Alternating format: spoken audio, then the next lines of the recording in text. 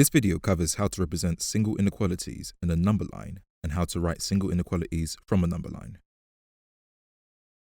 Now we have an idea how inequalities can be used from our last video. Let's use those skills to represent this information on a number line. How could we represent this inequality on a number line? In maths, we have a special way of representing this. We start with a horizontal number line.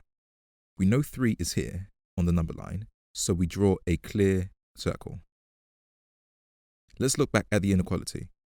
It says there are a group of numbers that are greater than 3. Are the numbers to the left or right of 3 greater than 3? All the numbers to the right of 3 are greater than 3. So we finish answering the question by attaching an arrow pointing to the direction of the numbers greater than 3. Let's try a slightly different question. How could we represent this inequality? We would do the same thing. We start by drawing a circle above the number in the question, then analyze the inequality. -4 is greater than a group of numbers. Is -4 greater than the numbers to the left or to the right of -4? Remember, from the previous video, the numbers to the right are greater, so -4 is greater than the numbers to the left. We attach an arrow to the circle to complete the answer.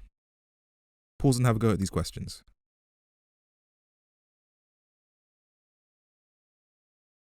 Let's have a look at this inequality.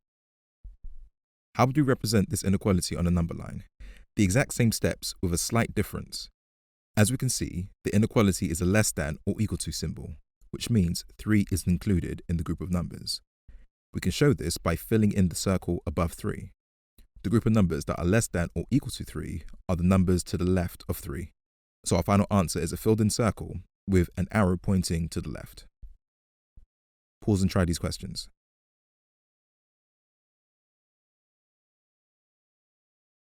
What if we wanted to create an inequality from the number line?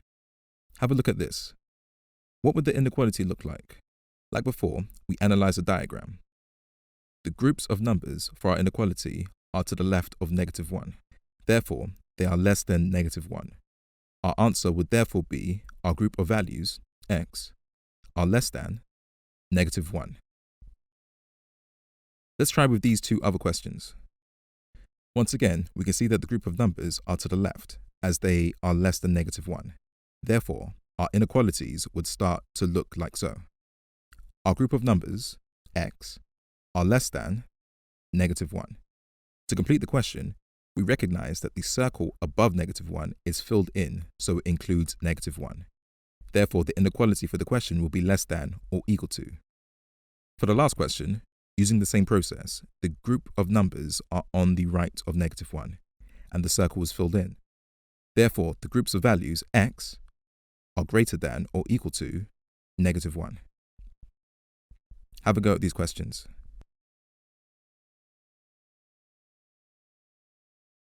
To summarize, when representing an inequality on a number line, or representing a number line based off of an inequality, always identify the direction the group of values lie with relation to the value in the question.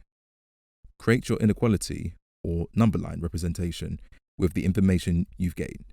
Always remember to fill in the circles if the inequality symbol is greater than or equal to and less than or equal to.